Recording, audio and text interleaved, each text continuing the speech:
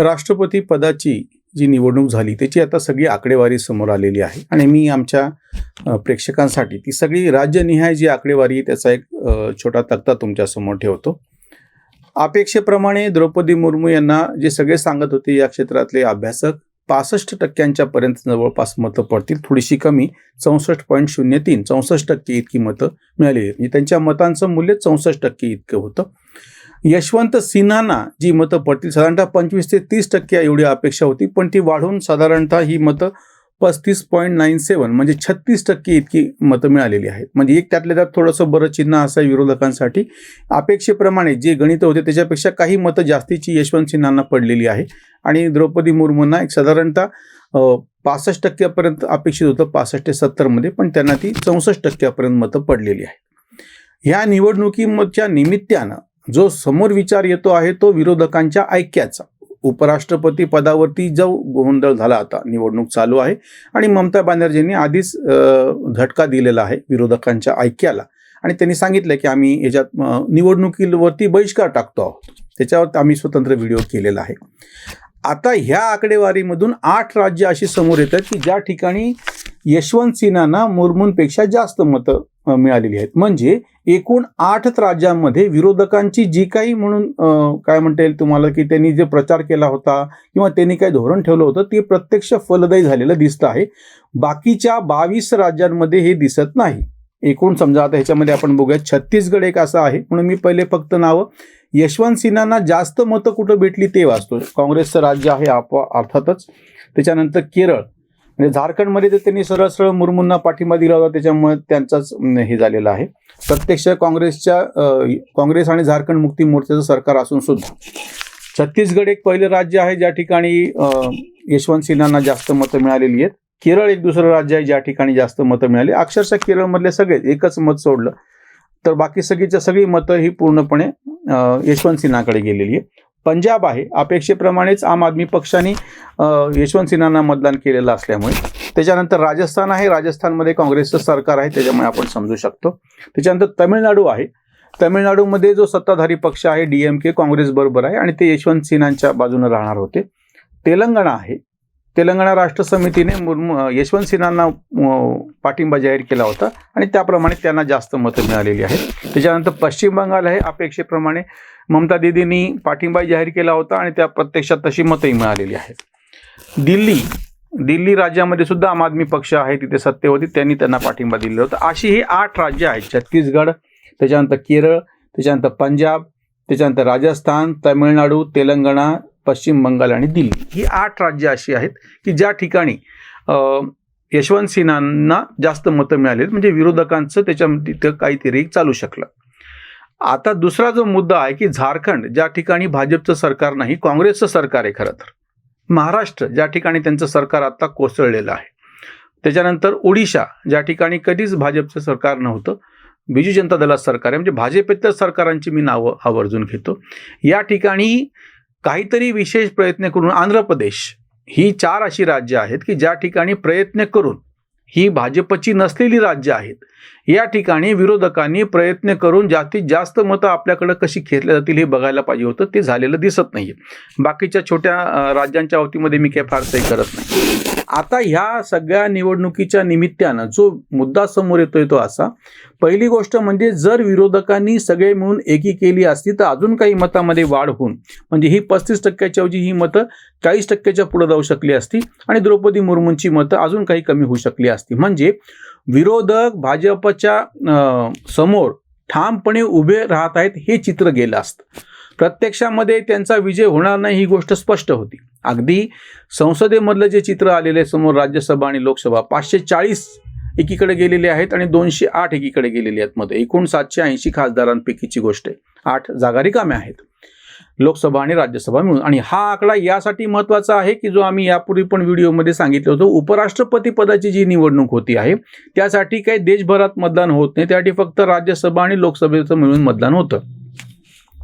ह्या आकडेवारीतून आत्ताच असं सिद्ध झालेलं आहे की 540 मतं ही भाजपकडे आहेत लोकसभा आणि राज्यसभामध्ये मिळून, म्हणजे 540 खासदारांचा त्यांना पाठिंबा आहे आणि विरोधकांमध्ये फक्त 208 आहेत. त्याच्यातही आता समजा ममता बॅनर्जी म्हणत असतील की आम्ही बहिष्कार टाकणार आहोत, त्यांची 36 मतं अजून कमी झाली. म्हणजे आता जो कोणी प्रत्यक्ष विरोधकांचा उमेदवार म्हणजे मार्गारेट आल्वाच्या रूपाने समोर आलेला आहे त्याला 250 मतं पडतील, म्हणजे ह्या आकडे आपण गृहीत धरले तर. दुसरा जो मुद्दा आता असा आहे की जो आम्ही यापूर्वी पण अपेक्षा व्यक्त केली होती की तुम्ही काही नवीन काही वेगळी मांडणी करून काही वेगळी विषय समोर आणणार आहात का. या लोकसभा राष्ट्रपती पदाच्या निवडणुकीच्या निमित्ताने असे जर काही विषय समोर आणले गेले असते विरोधकांकडून तर शक्यता अशी होती अजूनही काही मतं तिकडे गेली असती. त्याहीपेक्षा आपण सगळी ही लोकशाही प्रक्रिया कशी जिवंत ठेवलेली आहे आणि तुम्ही काही चांगले महत्त्वाचे वेगळे मुद्दे समोर आणल्याच्या नंतर त्याला पाठिंबा कशा पद्धतीनं भेटतो आहे ही पण संधी पूर्णपणे हुकली. उलट सत्ताधाऱ्यांनी बरोबर त्यांच्याकडे असलेली हक्काच्या मतांच्या शिवाय सुद्धा, जसं झारखंड त्यांनी पूर्णपणे त्यांच्याकडे घेतलं, बिजू जनता दलाची मदत त्यांनी त्यांच्याकडे घेतली किंवा YSR काँग्रेसची मदत त्यांनी त्यांच्याकडे ओढून घेतली आणि एक जे क्रॉस वोटिंग झालेलं आहे आता वारंवार 17 खासदार आणि 102च्या पुढे आमदार इतक्या जणांचं क्रॉस वोटिंग झालेलं आहे. म्हणजे तुम्ही लक्षात घ्या की एक मुद्दा त्यांनी उपस्थित केला त्याच्या जीवावरती त्यांनी ठरलेल्यापेक्षा सुद्धा काही मतं जास्तीची खेचली. आता हीच उलटी संधी विरोधकांना होती की तुम्ही जर काही एक नवीन मुद्दा उपस्थित केला होता, एक तर एक महिला आहे, त्याच्यानंतर ती आदिवासी महिला आहे आणि अशा याला आपण प्रतिनिधित्व देत आहोत, हा मुद्दा सत्ताधाऱ्यांनी समोर केला होता की ज्याच्यामुळे सगळ्यांना ते अपील झालं.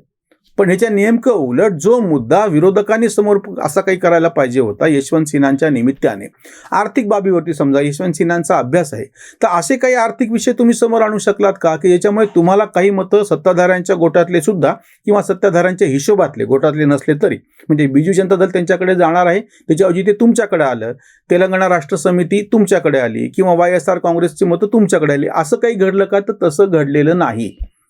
त्याच्यामुळे हा जो पहिला मुद्दा समोर येतो ह्या निवडणुकीच्या निमित्ताने की सत्ताधाऱ्यांनी जे एक समोर विषय आणलेला होता, आदिवासी महिलेला आपण राष्ट्रपतीपदी बसवत आहोत, जातीच्या उतरंडीमध्ये सगळ्यात खालचा जो घटक आहे त्याला सगळ्यात वरती शिखरावरती बसवत आहोत आणि हे आमच्या लोकशाहीनं दाखवलेली कमाल आहे. हा मुद्दा त्यांनी यशस्वीरित्या राबवला. 17 एक खासदार आणि 100च्या पुढे आमदार त्यांनी क्रॉस वोटिंग करून त्यांच्याकडे ओढून घेतले. विरोधकांना मात्र हा मुद्दा दाखवता नाही आला. दुसरी अजून एक गोष्ट की याच्या निमित्ताने परत एकदा विरोधकांमधलं जे काही विरोधाभास आहे जो वारंवार समोर येतोय, 2019च्या आधी 2018च्या महागठबंधनच्या निमित्ताने जे सगळे वारंवार सांगत होते की कसे विरोधक एकत्र आहेत आणि प्रत्यक्षामध्ये तसं ते दिसत नाहीये.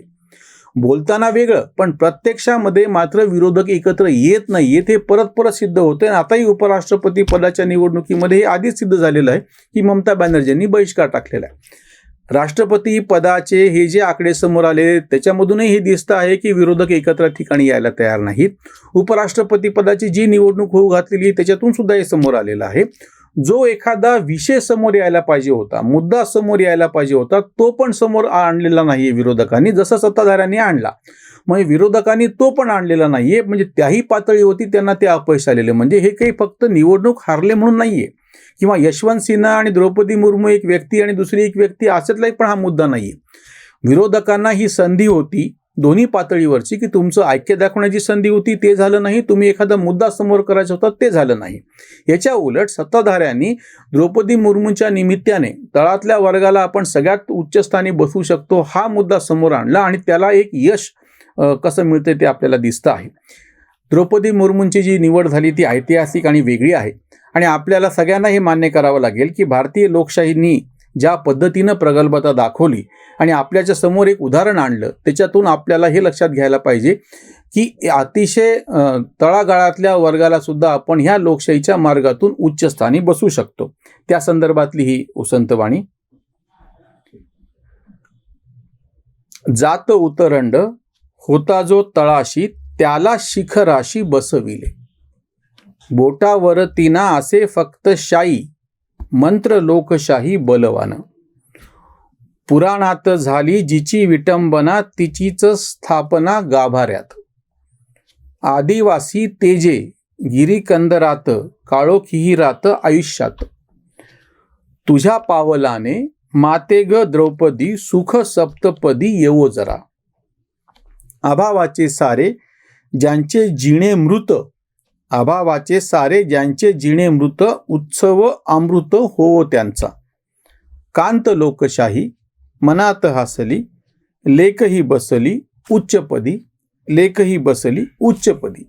हा जो एक वेगळा संदेश पहिल्या दिवसापासून म्हणजे उमेदवारी अर्ज दाखल केल्यापासून सत्ताधारी देऊ पाहत होते, त्याला ज्या पद्धतीनं निवडणुकीतून यश मिळालं, आकड्यातून यश मिळालं, पण त्याहीपेक्षा आता सर्वसामान्य लोकांमधून या सगळ्या प्रक्रियेच्या दरम्यान जी भावना समोर आलेली होती ती अतिशय चांगल्या पातळीवरती या निकालामध्ये प्रतिबिंबित झालेली आहे. ज्यांनी प्रत्यक्ष मतदान केलेलं नाही असे सर्वसामान्य लोक होते आणि त्यांच्याही समोर सगळ्यात तळातला एखादा व्यक्ती लोकशाहीच्या उच्च पदावरती पोहोचतो आहे हे चित्र गेलं आणि हे आपल्या स्वातंत्र्याच्या अमृत महोत्सवात गेलं. ही खूप मोठी घटना आहे आणि ह्याची दखल इतिहासाला नक्कीच घ्यावी लागेल. इथेच थांबूयात. धन्यवाद.